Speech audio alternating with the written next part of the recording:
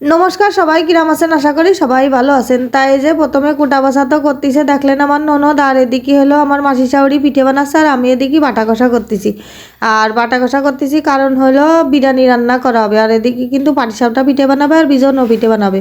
তা আমি এই যে প্রথমে শিল নোড়াই হলো বাইটে নিচ্ছি পেঁয়াজ রসুন, তারপরে হলো আদা, আর প্রথমে জিরে বাইটে ধুয়ে দিছি, তারপরে বাটিতে ভিজোই থুইছি হলো শুকনো জাল, এইগুলো বাটতে হবে কারণ বিলিনটা ছিল, বিলিনটা নষ্ট হয়ে গেছে। ওই জন্যই সব কিছু হাতে বাইটে নিচ্ছি, তা ঝালটাও এই যে বাটিয়ে নিচ্ছি কারণ হলো কলাম না বিলিনটা নষ্ট হয়ে গেছে ওই জন্যই। আর একটু রান্তি আমার দেরি হয়ে গেছে কারণ হলো কি এক জায়গাতে এক জায়গায় যাই রান্তি গেলে কিন্তু একটু গুছাই গাছাই দেরি হয়ে যায়, যেহেতু হাতে বাড়তিছি আমার একটু সময় লাগে, আর আমি একটু কাজ কাম একটু আস্তে পিস্তেই করি, আমার অত তাড়াতাড়ি হয় না, অনেকেই তাড়াহুড়ো করে, আমার সেটা হয় না। তা আরও ধরেন এক মেলা দিন বাড়ি যাওয়া হয় না, এবার বাড়ি যাই হঠাৎ করে উনুনে বসে রান্না করতে সব কিছু গুছাই গাছাই নিয়ে একটু তো সময় লাগবেই। এদিকে আমার মাসি শাশুড়ি বাইরের উনুনে হলো পিঠে বানাচ্ছে, আর আমি হলো ঘরের উনুনে গুছাই গাছাই নিয়ে রাঁধতেছি। তাও তো ভালো আমার ননদ হলো পেঁয়াজ রসুন কয়টা কাটে বেছে দেছে, ওই জন্যই আর একটু তাড়াতাড়ি হয়ে গেছে। তা যাই হোক, এই যে আমি হলো উনুন ধরাই দিছি, দিয়ে এবার হলো মাংস চাপাই দেবো। তার আগে পেঁয়াজ আলু এইগুলো ভাইজে নিতে হবে কারণ আজকে হলো বিরিয়ানি রান্না করব। তাই যে কড়াইতে তেল দিয়ে দিছি, প্রথমে হলো পেঁয়াজ কয়টা ভাজে নেব, তারপরে আলু কয়টা ভাজবো, তারপরে আস্তে আস্তে মাংসটা রান্না করে মানে চাল কয়টা ভাজে নিয়ে তারপরে বিরিয়ানিটা রান্না করব। তাই যে পেঁয়াজ কয়টা ভাজা হয়ে গেছে আমি তুলে নিচ্ছি। আর দেখবেন যে এক জায়গাতে এক জায়গায় যাই রান্না বান্না করতে গেলে কিন্তু সবারই, শুধু আমার না, কম বেশি সময় মানে লাগবেই। শুধু আমার বলে না, সবারই কিন্তু এই জিনিসটা হয়, আর আমার তো হয়ই কারণ আমি এক জায়গাতে এক জায়গায় যাই রান্না বান্না করতে আমার একটু ঝামেলা হয়ে যায়। আবার কবেন কি এক জায়গাতে এক জায়গায় গেছেন তো শ্বশুর বাড়ি, তারপর এক জায়গাতে এক জায়গায়, কারণ আমাকে তো সচরাচর গ্রামের বাড়ি মানে যাওয়া হয় না, কারণ মনিকে যখন স্কুল ছুটি থাকে সেই সময় ছাড়া যাওয়া হয় না। ওই জন্যই মেলা দিন পরেই এবার বাড়ি গেলাম। তার জন্যই হলো বললাম যে হলো একটু এক জায়গাতে এক জায়গায় যে রাঁধতে গেলে একটু দেরি হয়, তা হলো এটা সাধারণ ব্যাপার, কোনো ব্যাপার না। তারপরেও যে আমি করবো না পারবো না সেটা তার না, যেটুকু যা পারি সেটুকু তা করার চেষ্টা করি। আর এদিকে কিন্তু গল্প করতে করতে আপনাদের সাথে মশলাটাও কষানো হয়ে গেছে, এরপরে হলো মশলা কষানোর পরে মাংসটা দিয়ে দেবো, আর তার আগে লবণ দিয়ে দিলাম, আর হলুদটা পরে দেবো, এখন আর হলুদ দেবো না, হলুদটা পরে দিয়ে দেবো।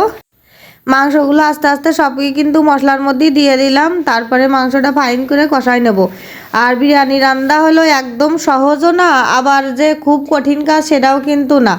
আর হলো মানে আত্মীয় স্বজন আসলে বিরিয়ানি রান্না করলে বেশি তাড়াতাড়ি হয়ে যায় কিন্তু, কারণ দেখবেন যে বিরিয়ানি রান্না করলে মানে সোনামুখ করে সবাই খায় নেবে। আর যদি বিরিয়ানি না করে এই পোলাও ভাত করো, খাসির মাংস করো, তার সাথে একটা ডাল করো, তার সাথে একটা ভাজি করো, একটা মাছের ঝোল করো, মেলা কিছু করা লাগে।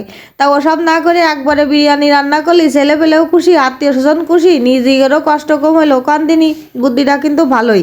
তা যাই হোক, এটা কোনো ব্যাপার না। আর হলো যেহেতু আমরা নিজেরাই তো ওই জন্যই সবাই বললো যে বিরিয়ানি খাবে, তারপরেও শোনা হয়েছিল যে কে মানে কে কী খাবে, মাংস ভাত করা হবে না বিরিয়ানি করা হবে, তার সবাই হলো বিরিয়ানির দিকেই সাপোর্ট করেছে, ওই জন্যই বিরিয়ানিটাই রান্না হলো।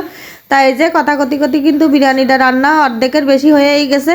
এখন চাল ভাজে তার মধ্যে কিন্তু মানে অর্ধেক চালটা সেদ্ধ করার পরে মাংসটা ঢেলে দেওয়া হয়েছে, আর অর্ধেক পেঁয়াজ ভাজা এখন দেওয়া হয়েছে, আর অর্ধেক টুক দিয়ে দেওয়া হয়েছে, পরে দেওয়া হবে। তা যাই হোক, এখন ঢাকা দিয়ে দেবো, আস্তে আস্তে বিরিয়ানিটা রান্না হয়ে যাবে। তা এই যে রান্না কিন্তু শেষ হয়ে আসছে, আর কাঁচা জাল দিয়ে দিলাম, আর যেটুক পেঁয়াজ ভাজা রেখে দিলাম সেটুকুও দিয়ে দিচ্ছি, দিয়ে আর খানিকক্ষণ আস্তে আস্তে করে মানে জাল দেবো আর ঢাকা দিয়ে দেবো। তাই এদিকে কিন্তু বিরিয়ানিটা রান্না হয়ে গেছে।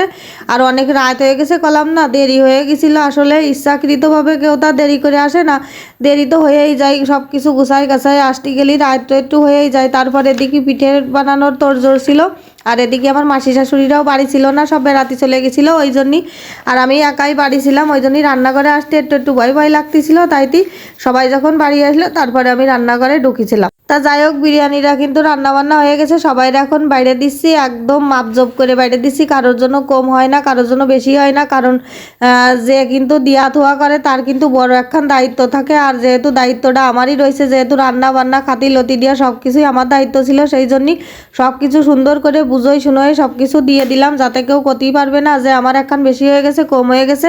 আমার ভিডিওটা যদি আপনাদের কাছে ভালো লেগে থাকে তাহলে কিন্তু অবশ্যই লাইক কমেন্ট শেয়ার করবেন, সাবস্ক্রাইব করবেন। ভালো থাকবেন, টাটা।